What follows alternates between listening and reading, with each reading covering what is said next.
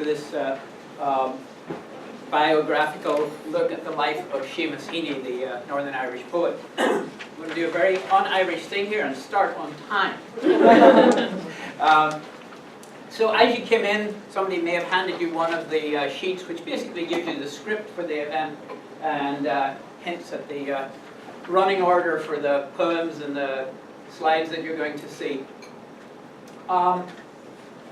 Let me introduce the people who are working with me on this, or most of them. Dr. Lewis, Peter Lewis, will be joining us as soon as he gets out of clinic. He said he has a lot of patients this morning, so he'll be a little bit later, so he will be barging in here sometime later. This is Celeste Bailey, who will be reading her first poem. Kimberly Myers, who helped me put the presentation together. And my son Connor, who's going to be playing a little music to accompany one of the two songs that we're doing this afternoon. So let me just get started right with it. Seamus Heaney was born April 13th, 1939, 4 miles and 16 years away from where I was born.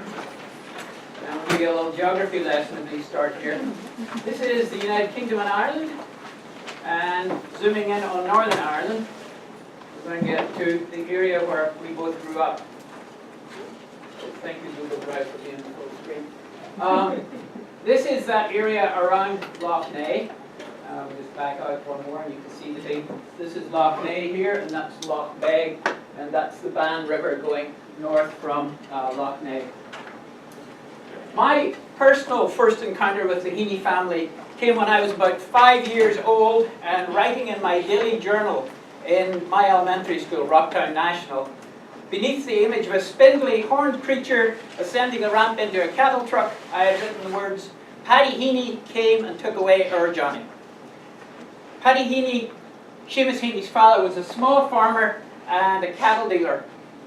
His mother, Margaret McCann, like my mother, worked hard and long sewing flour sacks into sheets, baking bread, and minding children and animals. My dad was one of those whitened labourers who appear in Heaney's poem, Band Clay, peddling past the farm where Heaney spent his early days. And this is one of the barns from the farm at Osbon. And here are his parents. Our summers were spent plashing in drains and ditches, or wheeling turf, and making a few pennies for the family, gathering blackberries or rosehips. Come September or October, you would find us behind a potato digger. In spring, we went to the lint dams and filled jam jars with frog spawn, an activity which appears in our first poem, Death of a Naturalist, read here by Celeste Bailey. Okay. Death of a Naturalist. All year the flax dam festered in the heart of the townland. Green and heavy-headed, flax had rotted there, weighted down by huge sods. Daily it sweltered in the punching sun. Bubbles gargled delicately. Blue bottles wove a strong gauze of sound around the smell. There were dragonflies, spotted butterflies, but best of all was the warm, thick slobber of frog spawn that grew like clotted water in the shades of the banks. Here, every spring, I would fill jam-potfuls of the jellies, specks to range on windowsills at home, on shelves at school, and wait and watch until the fattening dots burst into nimble swimming tadpoles. Miss Walls would tell us how the daddy frog was called a bullfrog, and how he croaked, and how the mammy frog laid hundreds of little eggs, and this was frog spawn. You could tell the weather by frogs too, for they were yellow in the sun and brown in rain. Then, one hot day when fields were rank with cow dung and grass, the angry frogs invaded the flax dam. I ducked through hedges to a coarse croaking that I had not heard before. The air was thick with a bass chorus. Right down the dam, gross-bellied frogs were cocked on sods. Their loose necks pulsed like sails. Some hopped. The slap and plop were obscene threats. Some sat poised like mud grenades, their blunt heads farting. I sickened, turned, and ran. The great slime kings were gathered there for vengeance, and I knew that if I dipped my hand, the spawn would clutch it. Looking back on this, it was an easy childhood to romanticize, but from his earliest poems, Heaney takes these details of an isolated agrarian world, and with his insight and craftsmanship, he links them to the universal. Seamus Heaney attended Anahorish Primary School, which was just down the road from his family's first home at Mossbawn, and it is featured in several of these early poems. After primary school, his family moved to a bigger house in Tamladuff, just outside Balahi. That's Heaney circled in the row of young football players, Gaelic football players, who are shown in this picture from his primary school.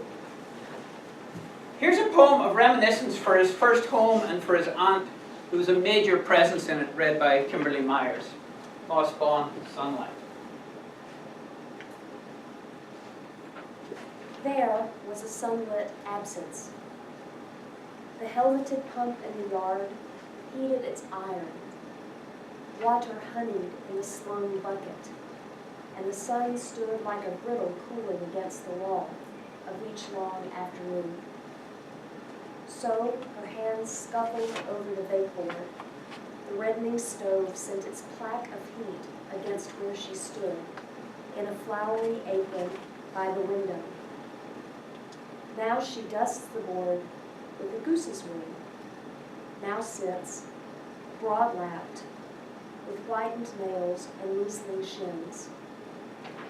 Here is a space again, the scone rising to the tick of 2 clocks.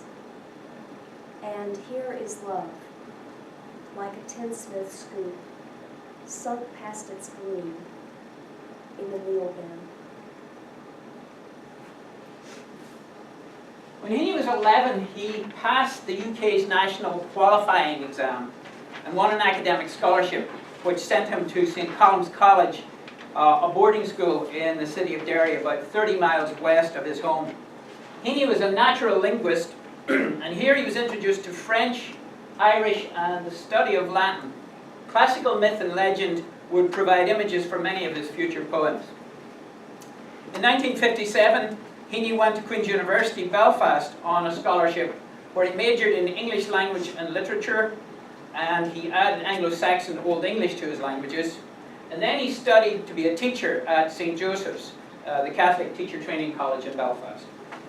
He taught briefly at a secondary school in West Belfast, but was invited to join the faculty at St. Joseph's in 1962. In 1963, he became part of a poetry circle called the Belfast Group, where he met several poets and writers who became close friends and colleagues. This is Philip Hobsbawm, who was the leader of that group and was currently working at Queen's University as an English lecturer. Hobsbawm was to give Heaney an introduction to the English publishing world through a friend of his, Edward Lucy Smith, who sent some of Heaney's poems to the to the New Statesman magazine, and 3 of the poems, including Digging, which we're going to hear later, appeared.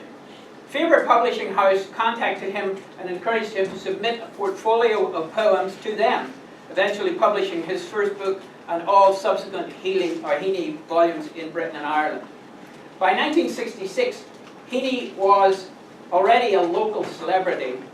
His first collection, Death of a Naturalist, arrived to significant critical acclaim, winning 2 major prizes, and the reading tour, Room to Rhyme, which was also a singing tour, gave us, his South Derry neighbours, a sense of pride in one of our own.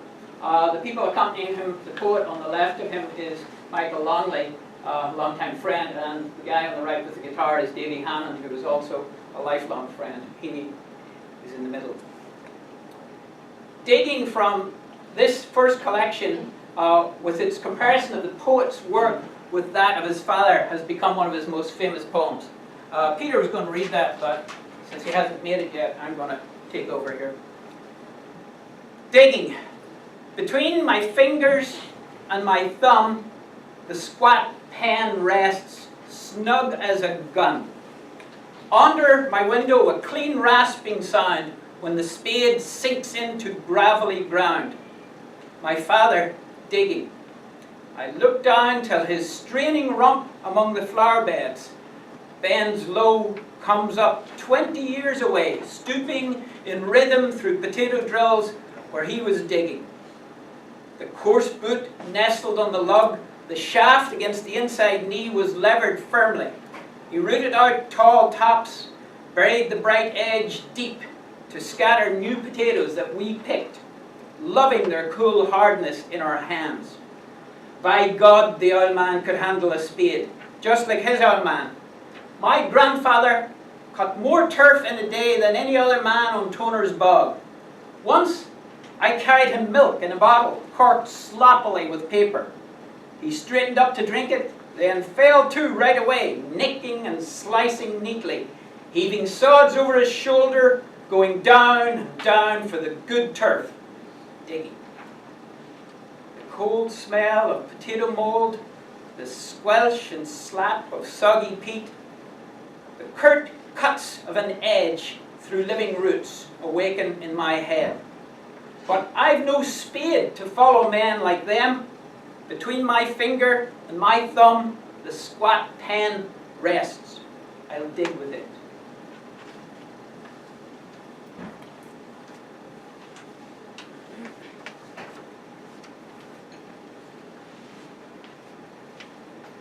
In 1985, Heaney got married. His wife, Mary Devlin, from Arboe on the Loch Shore. Their wedding day is celebrated in a number of poems in his second book, which looks at the event from the groom's point of view and from that of his mother. And this brings us to our first song, one we know Heaney loved enough to have sung at his wedding. Slieve Gallion, in case you wondered about the name of the song, Slieve Gallion Bray. Slieve Gallion is the hill that is most prominent in your view in South Derry and in County Tyrone, the neighbouring county. And it's become a sort of an anthem for folks living in South Derry. I'm going to sing that after a quick slug of water. And Connor's going to provide an introduction on violin here.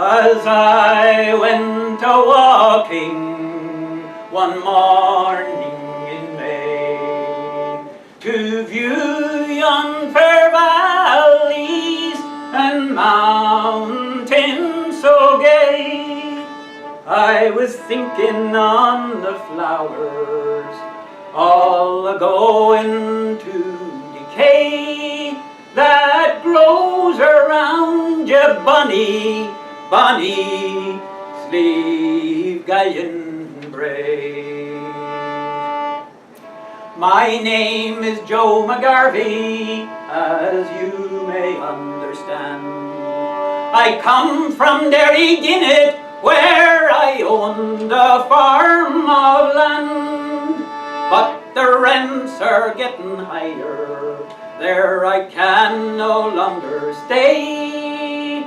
So farewell unto ye bonny, bonny Slieve Gallion Bray. Soft I have wandered with my dog and my gun. I've roamed through these valleys for sport and for fun.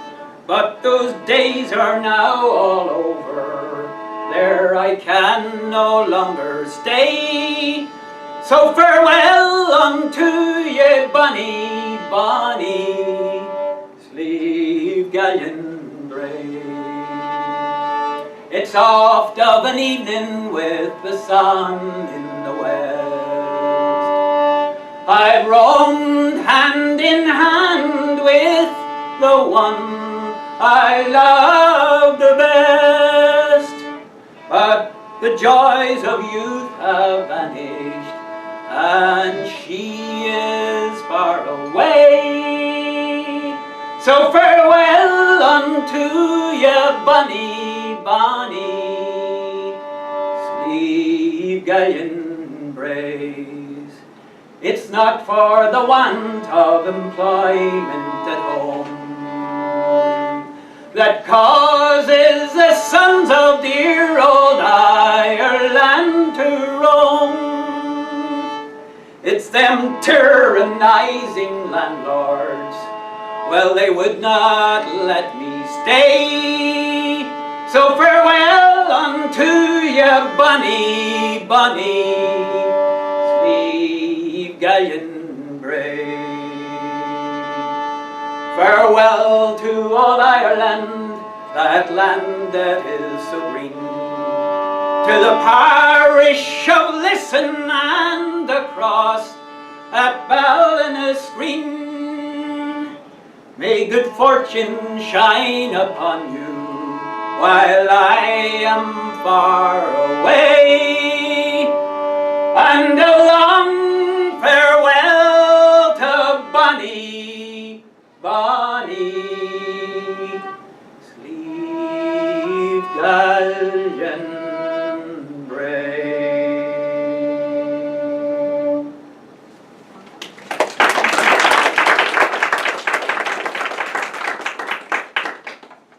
Thank you.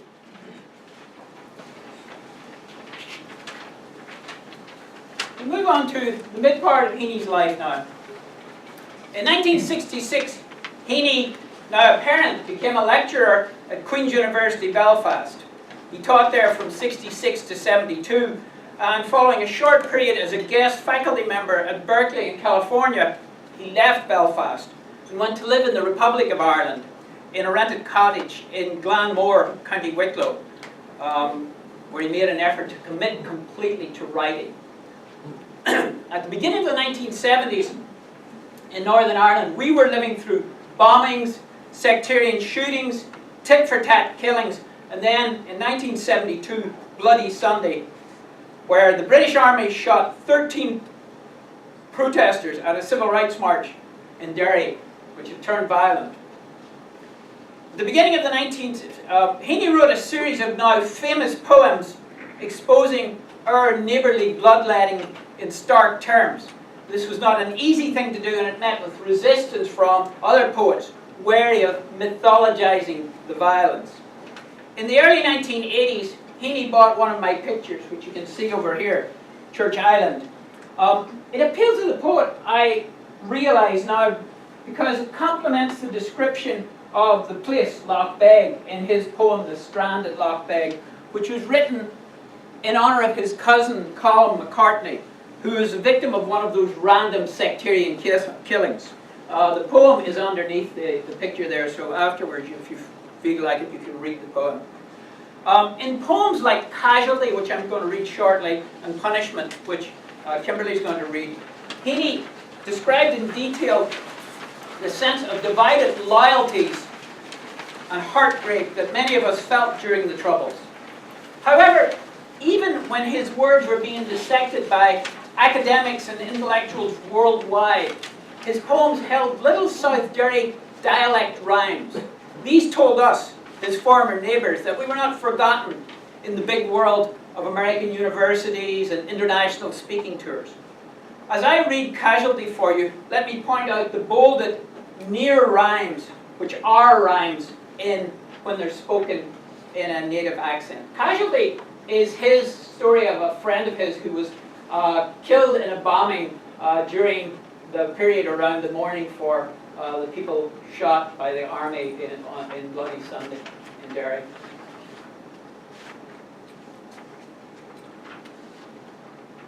And it describes his friend basically in the first verses. He would drink by himself and raise a weathered thumb towards the high shelf, calling another rum and blackcurrant without having to raise his voice, or order a quick stout by a lifting of the eyes and a discreet dumb show of pulling off the tap. At closing time, he would go in waders and peak cap into the showery dark. A dole-kept breadwinner, but a natural for work. I loved his whole manner, sure-footed but too sly, his deadpan sidling tact, his fisherman's quick eye and turned observant back. Incomprehensible to him, my other life. Sometimes, on his high stool, too busy with his knife at a tobacco plug, and not meeting my eye in the pause after a slug, he mentioned poetry. We would be on our own and always politic and shy of condescension. I would manage by some trick to switch the talk to eels or lore of the horse and cart or the provisionals. But my tentative art, his turned back watches too. He was blown to bits, out drinking in a curfew others obeyed, 3 nights after they shot dead the 13 men in Derry. Para 13, the wall said, Bogside nil. That Wednesday, everybody held his breath and trembled. It was a day of cold, raw silence. Wind-blown surplice and soutane, rained-on, flower-laden coffin after coffin seemed to float from the door of the packed cathedral like blossoms on slow water. The common funeral unrolled its swaddling band, lapping, tightening, till we were braced and bound like brothers in a ring. But he would not be held at home by his own crowd, whatever threats were phoned, whatever black flags waved. I see him as he turned in that bombed, offending place, remorse fused with terror in his still knowable face, his cornered, out-faced stare blinding in the flash. He had gone miles away, for he drank like a fish, nightly, naturally swimming towards the lure of warm, lit-up places, the blurred mesh and murmur drifting among glasses in the gregarious smoke. How culpable was he that night when he broke our tribe's complicity? Now, you're supposed to be an educated man, I hear him say. Puzzle me the right answer to that one. I missed his funeral. Those quiet walkers and sideways talkers shoaling out of his lane to the respectable purring of the hearse. They move in equal pace with the habitual slow consolation of a dawdling engine. The line lifted hand over fist, cold sunshine on the water, the land banked under fog that morning when he took me in his boat, the screw purling, turning indolent fathoms white. I tasted freedom with him. To get out early, haul steadily off the bottom, dispraise the catch and smile as you find a rhythm working you, slow mile by mile, into your proper haunt, somewhere well out beyond. Dawn sniffing revenant, plodder through midnight rain, question me again.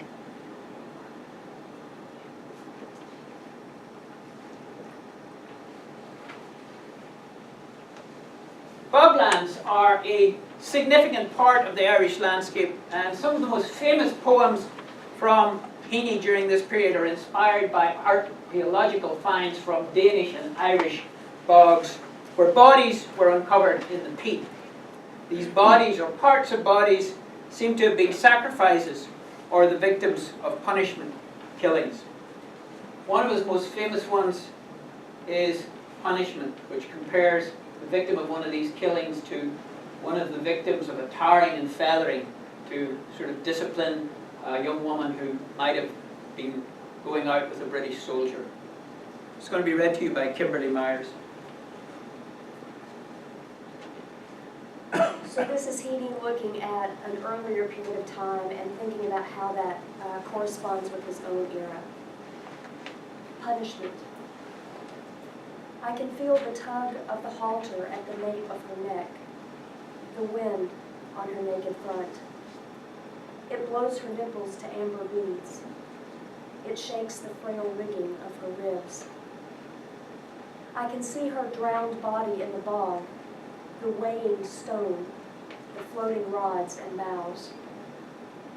under which at first she was a barked sapling that is dug up, oak bone, brain firkin. Her shaved head like the stubble of black corn, her blindfold a soiled bandage, her noose a ring to store the memories of love. Little adulteress, before they punished you, you were flaxen-haired, undernourished, and your tar-black face was beautiful. My poor scapegoat, I almost love you, but would have cast, I know, the stones of silence. I am the artful voyeur of your brain's exposed and darkened combs, your muscles webbing, and all your numbered bones. I who have stood dumb when your betraying sisters, called in tar, wept by the railings, who would connive in civilized outrage, yet understand the exact and tribal, intimate revenge. Peter?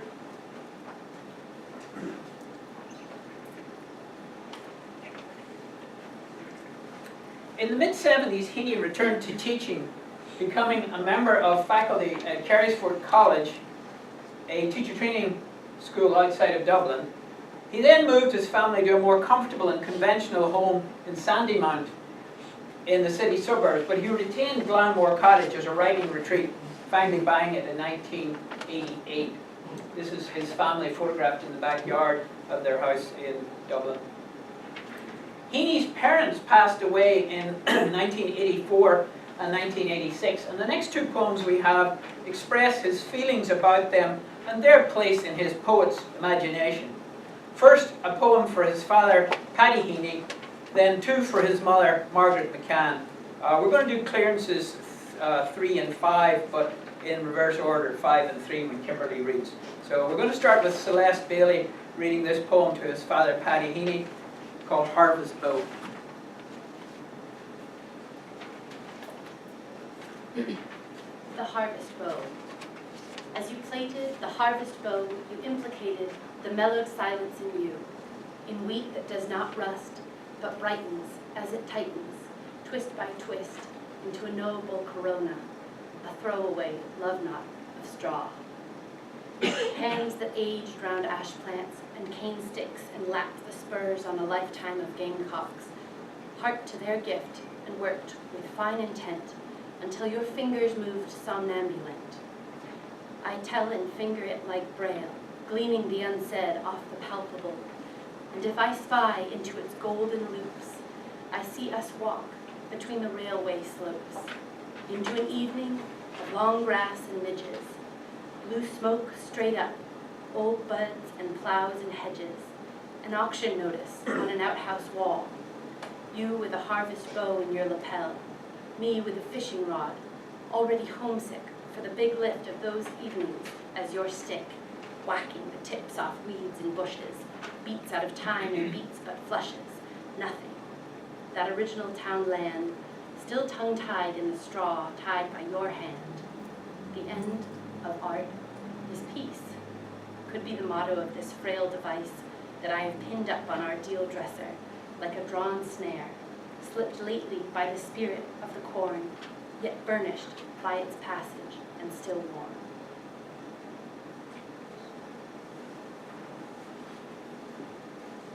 Clearance is a sequence of 8 sonnet variations that he wrote in middle age when his mother died, and he's remembering specific moments that he spent with his mother.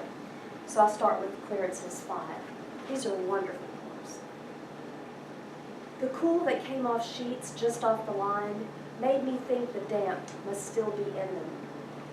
But when I took my corners of the linen and pulled against her, first straight down the hem and then diagonally, then flapped and shook the fabric like a sail in a crosswind, they made a dried-out, undulating thwack.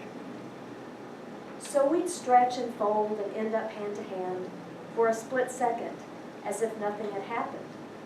For nothing had, that had not always happened beforehand.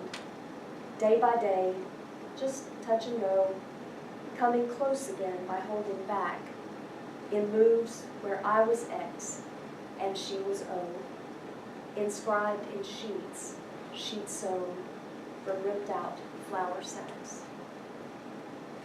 And Seamus just told me today that this next poem was just voted by the Irish public as its favorite poem. Yes. Period.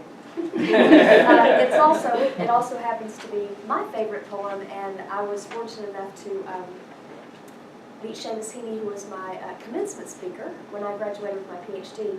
And I had brunch with him and asked him to say the last two lines of this poem, which was a mystical experience for me.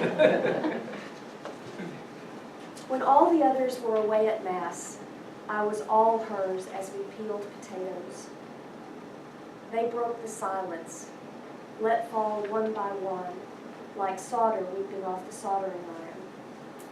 Cold comforts set between us, things to share gleaming in a bucket of clean water. And again let fall. Little pleasant splashes from each other's work would bring us to our senses. So while the parish priest at her bedside went hammer and tongs at the prayers for the dying, and some were responding, and some were crying, I remembered her head bent towards my head, her breath in mine, our fluent, dipping lives, never closer the whole rest of our lives.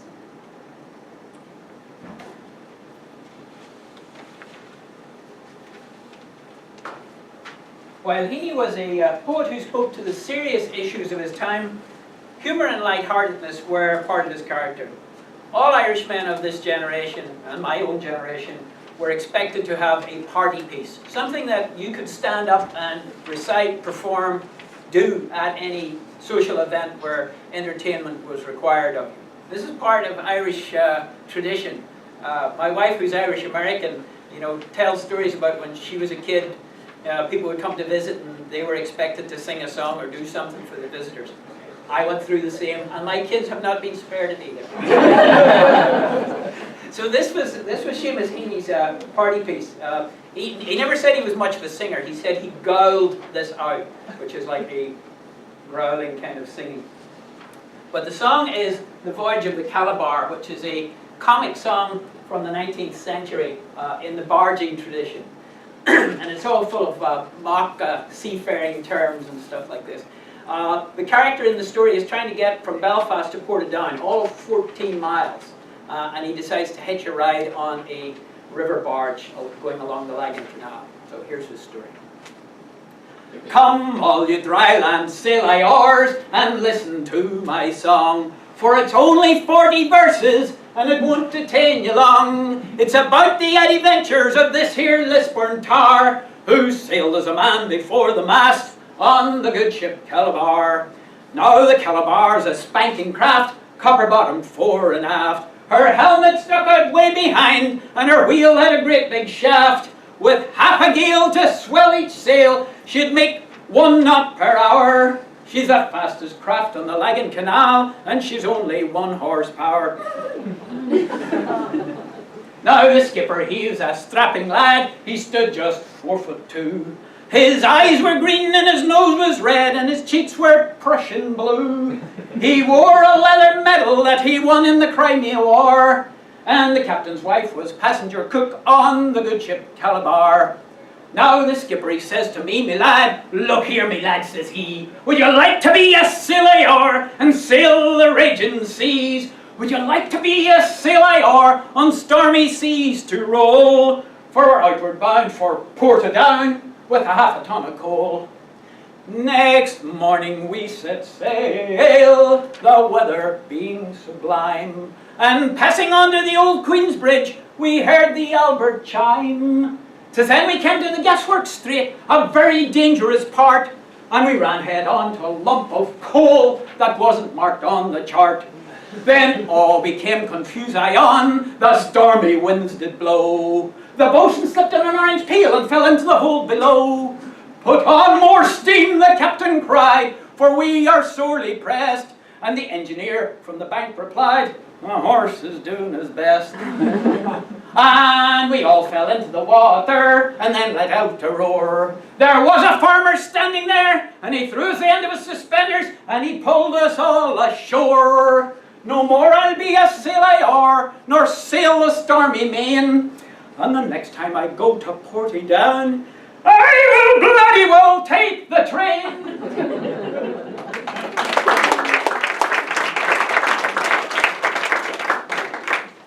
Now, some of you may have gotten a handout that has a couple of things tagged to the back of it. These are invitations to join me and many other musicians who play music in that style at a couple of events coming up in the next couple of weeks. On Saturday, we have our Irish soup session at the Art Centre in Lebanon. Address and menu provided there. It's a $10 donation, and it's great fun. It goes from 5 until 8. Musicians just play. People come in, get themselves soup, scones, cup of tea, whatever tickles their fancy, some of my soda bread, and go on. And then the following weekend, we do our every month session. We're doing it currently at the Quentin Riding Club, which is where 419 meets 72 on the south side of Lebanon. And that's a 3-hour session from 5 until 8 or thereabouts at the Riding Club. The Riding Club sounds like it's a club, but it's actually open to the public, so if you want to eat, you can come there and join us. All right, so enough for the self-promotional stuff here. Let's get back to Heaney. Beginning in '85, Heaney entered a very creative and successful time, which saw him leave Carysfort to teach in Harvard. And he was first a visiting faculty member there, and then from '98 to '06, he was poet in residence. He also taught at Oxford in England from '89 to '94 as professor of poetry. And both of these appointments give him the chance to live half of his year outside of Ireland and experience life abroad and so on.